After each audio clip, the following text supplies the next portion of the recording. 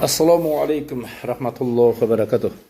Hurmatli do'stlar, hozir gana Osh qalasidan beri qarata kelayotganda taksida o'tirib keldim.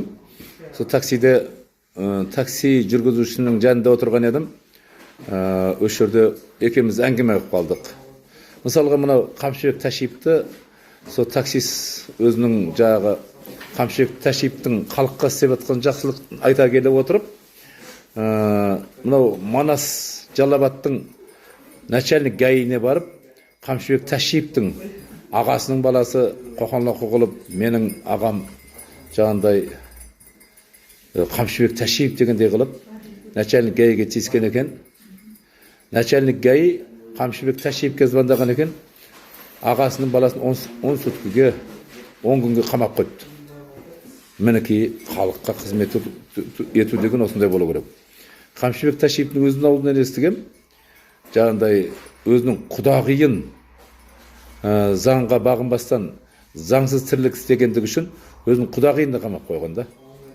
Қазір енді мынау Манастан, бұрында Жалабат қой енді, Манастан халықаралық үлкен аэропорт салып жатыр. Ендігілі бітеді дейді. Сондай жұмыстар өте қатты болып жатыр. Қарасаң, мынау Манаста мынау өздерінің небір чиновниктер өздеріне жекелеп алған жерлердің бәрін алып, халықтың игілігіне пайдаланып, небір үйлерді салып, халықтарды үйлі жайлы қылып, халықты дән риза қылып жатыр да. Осындай басшылар болса қанеден. Енді әлемде бұндай басшылар жоқ болса деп ойлаймын, жоқ қой деп ойлаймын да өзім. Неге дегенде бұлар барып, жағы неден Меккеден барып, қонақ үй салды. Садыр Жаппаров пен Qamshibek Tashiyev. Әлемде қай патша барып, қай президент барып, Меккеден барып, гостиница салды. Енді міне жақтан хажылыққа барған Қырғызстан азаматтары өрге барып, жағы хажылықты қылып атқанда қонақ үйде тегін жатады. Осы жерден балалар барып оқып жатыр Меккеде, олар да тегін жатып оқып жатыр. Ешқандай қиыншылық көріп атқан жоқ.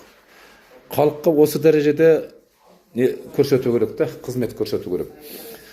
Ал біздерде сондай ұлан ғасыр жердің көлемінен, жердің көптігінен біз әлем бойынша 9-ші орында тұрады екенбіз. 20 миллион халқымыз бар. Соған енді адам өлі қалса, мәйітті көметін жер таба алмастан, 2 метр жерді берместен, 2 метр жерді сендерге болмайды, сендерге лайық емес деп, мәйітті отқа жағамыз, өртейміз деп, мінекей осындай біздерге қысымшылық көрсетіліп жатыр. Бұл қысымшылық деп айтамын да мен бұны. Біздің басшылар осы дәрежеде жағы айнып кетті. Айнады десе болады да. Ал енді мына Қырғызстан басшыларын қарасаң, Қырғыз халқы дән риза екеуісіне де. Qamshibek Tashiyev вертолетке мініп алады, Садыр Жаппаров да вертолетке мініп алады.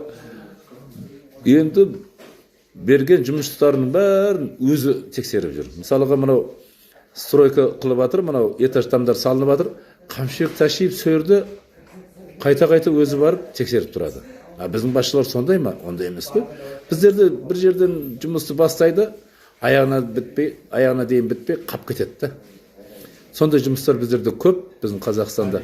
Сондықтан біздің ақшаларымыздың бәрі жағы қайырбастырға шашылып жатыр. Енді Алладан, Құдайдан бізде сұраймыз енді. Құдайдан сұрадық енді иншалла. Қанша сұрап келе жатырмыз? Сондай Қырғызстанның басшыларындай басшыны Аллах Тағала қазақтардың пешенесіне де жазсын. Қазақтарға да сондай басшыны Аллах Тағала нәсіп етсін деп, мінекей осы баяндамамды аяқтағалы отырмын.